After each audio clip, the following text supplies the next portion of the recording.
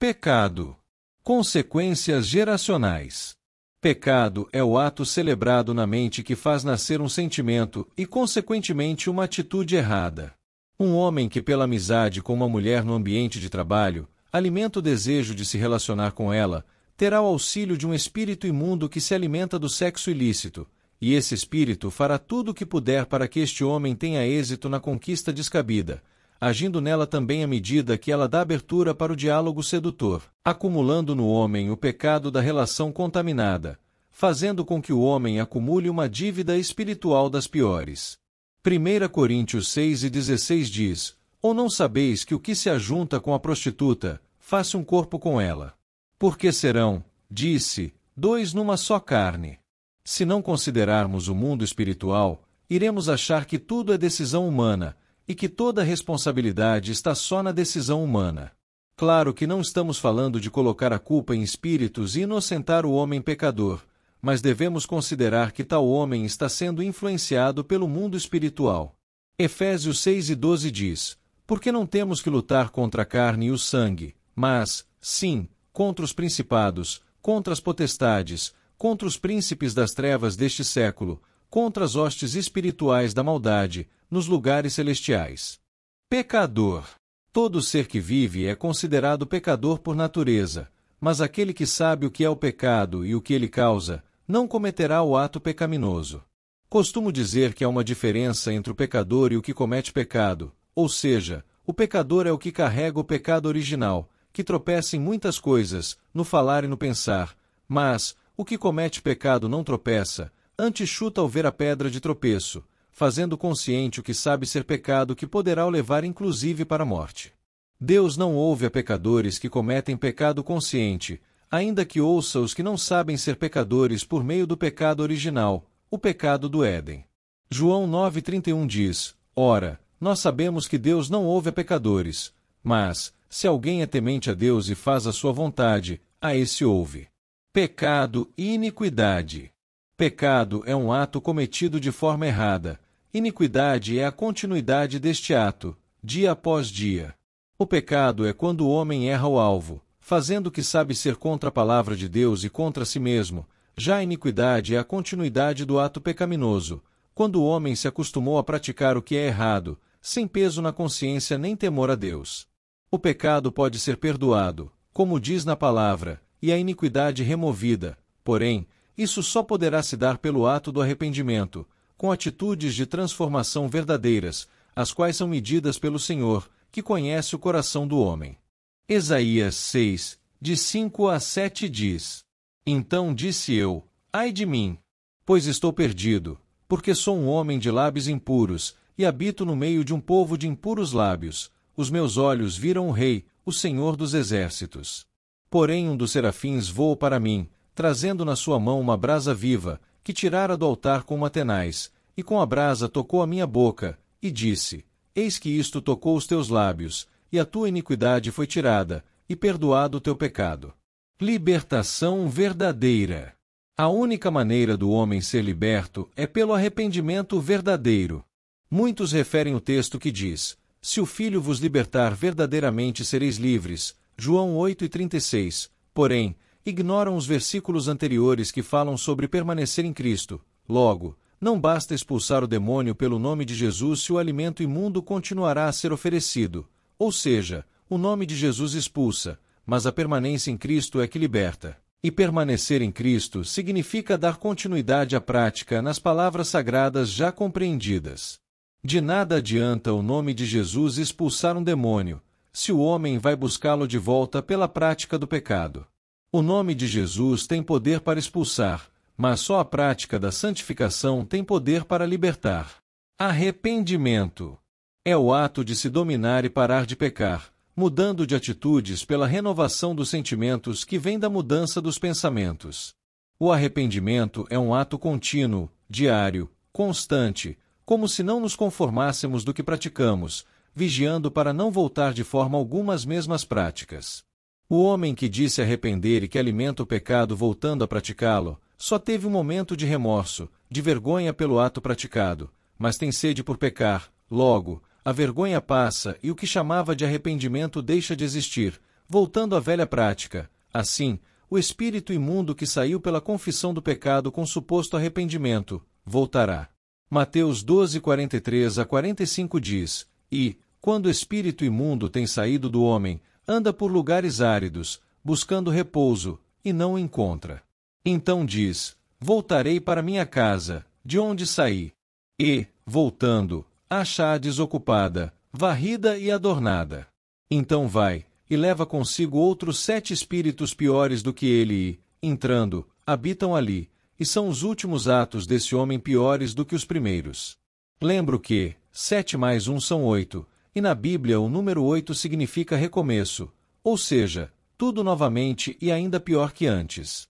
Espírito imundo é enfermidade. O espírito imundo pelo pecado habita no homem, fazendo uso de suas funções e destruindo seu corpo, porque sabe que o corpo é o templo do Espírito Santo. As enfermidades são manifestações espirituais, e o próprio Jesus deixou isso muito claro, pois chamava espíritos de enfermidade aos enfermos, curando-os pela expulsão desses espíritos. Mas, o que os atrai e o que dá a eles autoridade para habitarem em nosso corpo mortal? O pecado, seja o pecado no pensamento, no sentimento ou praticado, pois são brechas pelas quais eles entram. Toda enfermidade que se manifesta no corpo é uma atuação espiritual, passiva de cura pela expulsão de tais espíritos. Porém, devemos fechar as brechas, para não incorrer em possessões maiores e piores.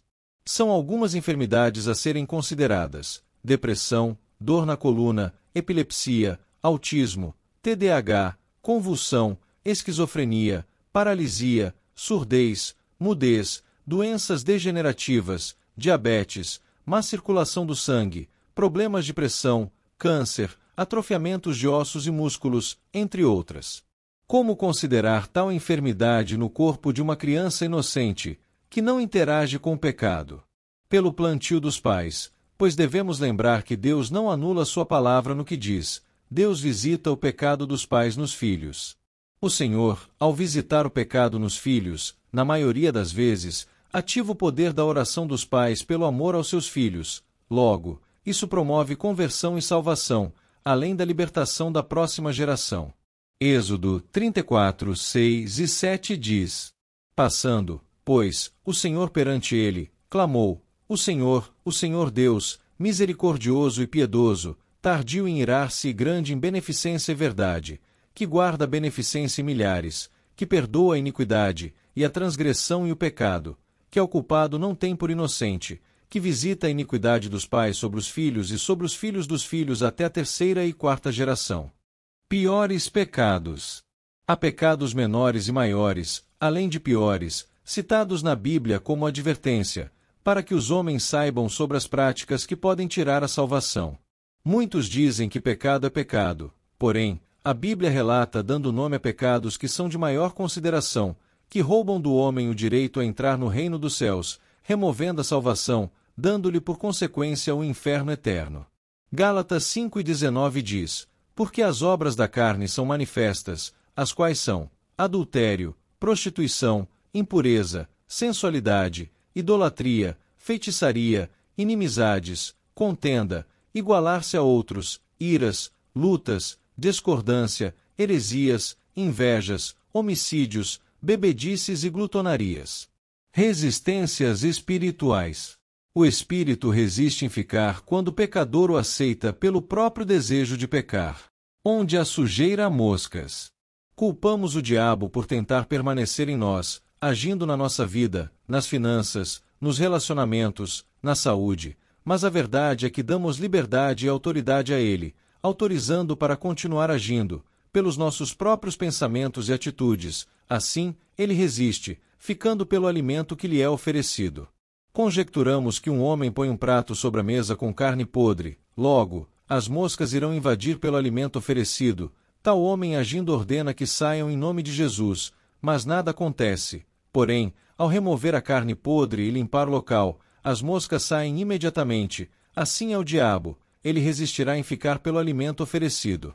Se tem comida, ele fica. Tiago 4:7 diz: Portanto, submetam-se a Deus. Resistam ao diabo, e ele fugirá de vocês. Demônios geracionais. Demônios geracionais são dívidas espirituais adquiridas, ou seja, tudo que meus antepassados possam ter feito, ligado à sua geração futura, da qual faço parte. Os demônios que agem de geração em geração, trazendo enfermidades, consequências de ordem financeiras ou emocionais, que incorrem nas separações de casamentos, tornando órfãos os filhos, dando-lhes espíritos de orfandade, para afligir a próxima geração, são demônios que vêm requerer o pagamento de dívidas adquiridas no mundo espiritual, seja pela consulta aos mortos, por necromancia, cartomancia, invocações, idolatria, espiritismo, pactos ou promessas a entidades, gerando traumas e vícios, o que deve ser quebrado na aceitação de uma caminhada com Cristo, sendo obedientes à sua palavra. Isaías 8:19-22 diz: Quando, pois, vos disserem, consultai os que têm espíritos familiares e os adivinhos, que chiureiam e murmuram, porventura não consultará o povo a seu Deus? A favor dos vivos consultar-se-á aos mortos, à lei e ao testemunho. Se eles não falarem segundo esta palavra, é porque não há luz neles. E passarão pela terra duramente oprimidos e famintos, e será que, tendo fome, e enfurecendo-se, então amaldiçoarão ao seu rei e ao seu Deus, olhando para cima. E, olhando para a terra, eis que haverá angústia e escuridão, e sombras de ansiedade, e serão empurrados para as trevas. Dizer, sai em nome de Jesus, expulsa o demônio, mas parar de pecar é o que liberta.